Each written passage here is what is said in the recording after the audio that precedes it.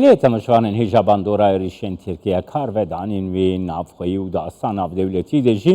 her wiha rewşa pirsa Sûriye û çareseriya siyasî ji li Sûriye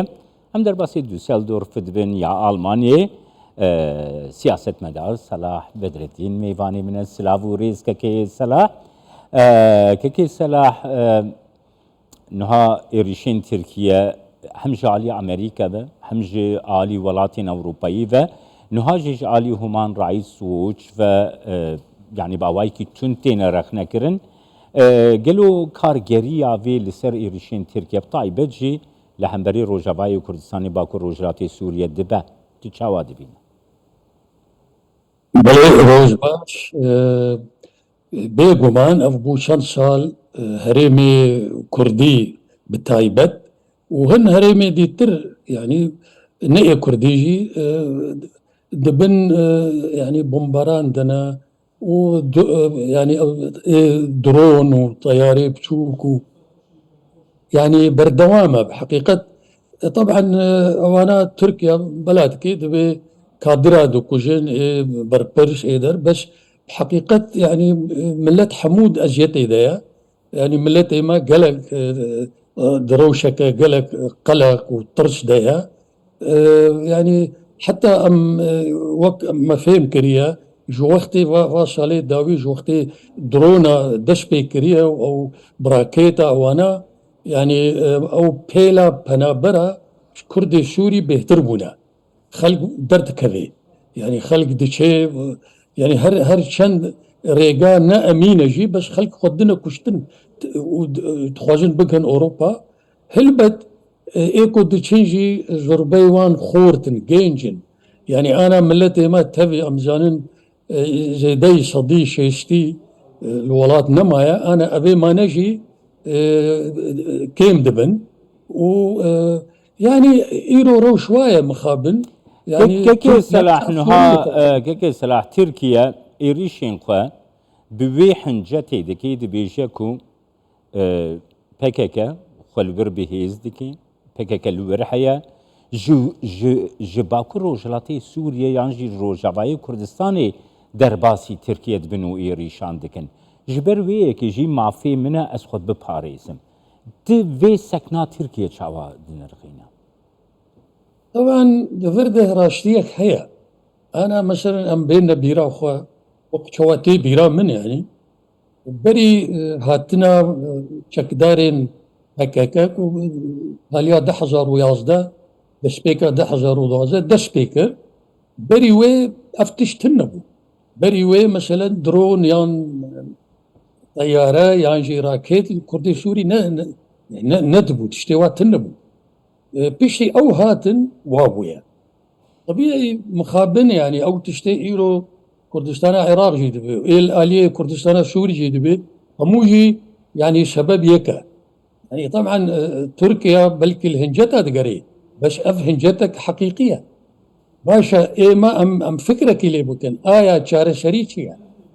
حتى ايولو بي يعني انا بالنسبه لي روشا كردستان سوري جدايه كردي سوري بري هندك مانا يعني اگر اف روش بردوام ببي از باور دكم كردي سوري نمين الهرمي خوا فدفرده دوي چار شريك ببي دوي تشتك ببي يعني دوي كارك ببي كو اف ريل بروي شريها بيقرتن يعني اف شريك نها لفر برسك درت كبي كك سلا يعني برسكي جلك جرينج كو يعني بروبلمك دناف ما كرداده جي افيكتين رخاندن قالوا بياده يانجي حسده يانجي ريفبريا خسر دكاري PKK جي روجاواي كردستاني درخه بيجا PKK جفر درب كذا دكاري بيكي بك يعني تجاني ككي من اسباور دكم يعني بيدي و ديتر او نافي ديتر حمو يعني حمي بارشكن شبكه حمي بسياسته او دبيجن يعني او دبيجن ام يعني جريداي ريك خشتنا دايك يعني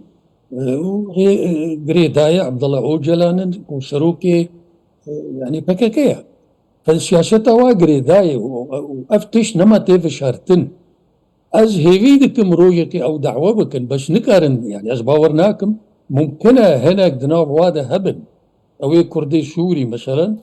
أغلبية بلكي أفكر بيراوادة بس نكارن حمو قريداي مركزنا يك مركزها يا أو مركز قنديلة أنا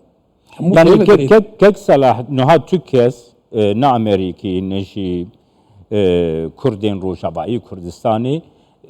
نكارنج كردي سوري بخارج كردي روجابايي كردستاني بخارج بيجن فكرة وشيء كما هنجي بكك حسكن يانجي جي آبو حسكن يانجي شقنديلي حسكن نكارن بيجن هركس ما في وهي تشب باريزي تشب فكري لي برسكريك او كسين گوش در و هاتنه او روجابايي كردستاني جي خدي برپرسیارین هری بلندن وساتي نرخاندن تجاوات بينا أو وصايا ككي من وتشتكي دي أنا نو تشيبويا ننويا بحقيقة أنا بري ما دقوت إنه مثلا بيدي يانجي أو نافي ديتر يانجي أو جروبين جريداي بككفل سوريا ما دقوت إنه أفانا مثلا باوريا ملت حموب واناي هنا خلقيوا هنا بس نملتي كردي سوري حموب مولود قوت أنا قهايا درجكي أو شربيهاتيا إيرو الغزي دبي بهتر أف مسألة أشكركن أوجي أوا مسألة بويا يعني برجواندين بارتيكي وبرجواندين ملتكي أنا هاتيا خويا كرن أنا برجواندين ملتي كرد لسوري تخوازي وأف شريها نميني أف إريشي تركيا نمينن أو هنجتي واجي حولي نمينن يعني تدخوازي بيجيكك سلاحكو جبو بيادا جبو ريفي بريا خسر برجواندين بيككش برجواندين ملتي كور جرينكترا دفردا إيرو برش أفا كاك جمال حقيقة برش إيرو أفا آيا أم تشري بقرن برجواندية ملت يا إي بارتيكي وهلبت أف بارتيجي نبرنجكي ديمقراطية هاتيها البجارتن ملتي كردي سوري نلقلن هنا هفالي وهنا هروها أنا إيرو الغزي عيني مسألة رودا يعني إيرو مصيري غزي كتية ناف برا برجواندية أو قليك والغزي هنا إي فلسطيني وبارتيا حماس بارتيا حماس أجر تنازلي بكي ممكن شرب سكني فدفرد أف إيرو تشيروك هاي في درجة مخابن يقلك ولاتي روشلاتا نفراس إيرو دلماني هيا جدابون شيبوية ما بين هناك بارتي وبرجواندية ملتا إيرو الروشا كردي سوريجي أمغانا وي درجي أمغانا وي أستي فدفرد طبعا تي خوشتن شبيديك وفي تشتي بدن برشان تايبتي إيرو غيري يريشي تركيا إيرو شرك ممكن الرجاتا نافراس شركي مزيد شيء ببي ممكن أفشر بروشكيوي بقى سوريا هلبت أو هيجن كور سوريانا طرف دارن يا الفيالينا يا الويالينا أزدوي باوريا دما الشر أجر فرح ببي سوريا ميدانا كجيرا فدفرد تي خوشتن دروشن ولودا وقلك خلق يا بارتي يا جروب يعني تضحية ممكن يعني برجواندية ملتي خب بدن برشعب كيكي صلاح تجاني كيكي صلاح قالك جارة يعني بروسيا حريمة كردستاني يعني وكي نمونة وكي أزمونة كو كرد بخوجي در باسبونة تيغو تنكو دفيل برشعب بيگرتن نها قباكو مثلا برسكريكا عراقي وداگير كرنا كويتي چيبو و روش بو باشوری کردستانی باش بو مثلا جبهه کردستانی هبو بیدمی جبهه کردستانی هاتبو آوا کرن و جبهه کردستانی گاوا کو درفت چی بو کاری دست دینی سرتبایا باشوری کردستانی نهال روجبایی کردستانی يعني روشكي وسهاي وكو تكرم كري ممكنه تشريسكين شهر خبابيجنا سوريا خبابيجنا روجبایی کردستانی جي لي روجبایی کردستانی جویه که را حاضره و دوی خو حاضر بکن کرم که بيقو ما نحاضره كرد نلشر هفن كرد بالاولانا بارتي هردو الياجي حتى نكارن تفاهمي بكن يعني وزانن شقا او محاوله بندر غيري ويجي انا ملت زربي ملت خوش هردو اليات دي باش باوريا وين نما يبكاري حزبايتي كو ايرو تيكرن فدفرده إيرو تي خوشتن باوريا مدا لهفهاتنا كشيبي إيرو دوي مجلسة كي كردي سوري تشيبي بي مجلسة كريز مجلسا كريزي إيرو أمد روشك خراب دنا شر ممكنة وقت مقود سوريا حمو خراب تربي بيش بري فدفرده دفي كرد خو حاضر بكن اف ريچك افد باوريا مدى دفي بيدي يانجي او كشي بككفا قريداين السوري تنازلك بكن بشترا جبو اف إيريشي تركيا بشكل يا دوا كرد خوب خود في مجلسك يعني اي روشي شر شي بكن جبو خاطري برجوندي كردا بدن برشعب بملتي سوري را بدنو بستينن وبهمي او خلقي طرف دار بكريزا سوري را بوارا بدنو بستينن هروها بكردستان را مثلا كردستان عراق را بيوندي خورتر بكن ايرو افتي خوشتن ايرو افتي ام نحاضرن ام كارن خو حاضر بكن اگر هناك بارتي تنازل بكن اف براشتي اف ايرو يعني اف تشتي تكرم كري اف استراتيجيا يعني شي فكرة قوتا پیشکش کری که سلاح مثلا مروف قاباكو وكي كرد فكرت كي وكي ولاد باريزا كي كرد فكرت كي دبي جاكو دبي نقلك زحمة دبي تاني يك خال هيكو برجونديان تبي بسر برجوندين خوي حزبي فرا بقرا نوسايا اي نوايا ايرو هاتي خويا كرن ايرو بري بيشكي يدي بارتي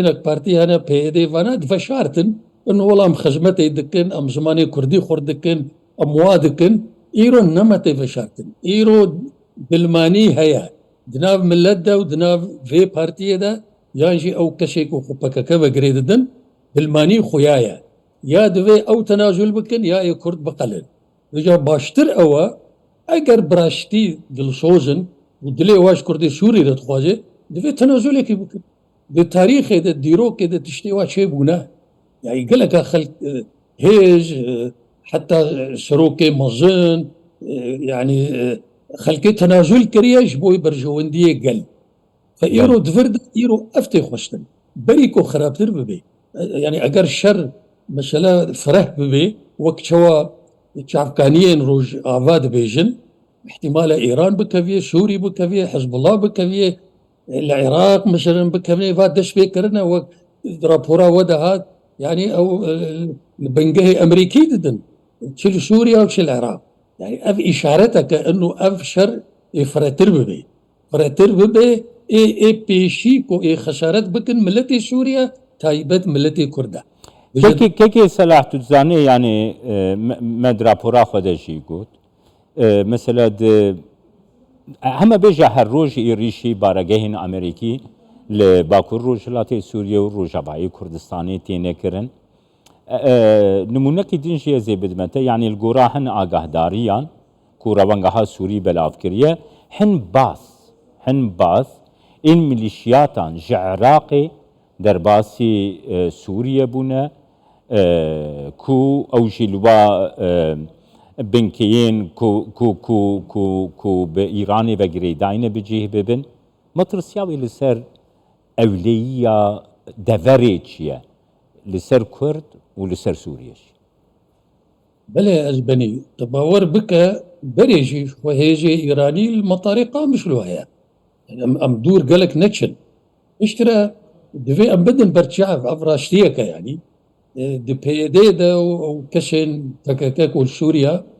يعني ايه شرب إيران هنا يعني افتشتي يقولوا هي ايه شرب قالك دولتها هنا بناب وادا ايه شرب إيران شرب رجيم السوري هنا وإما أجد تخمينها مدى وقت الشرب بي أجدور نابين يمشي يعني هنا آلي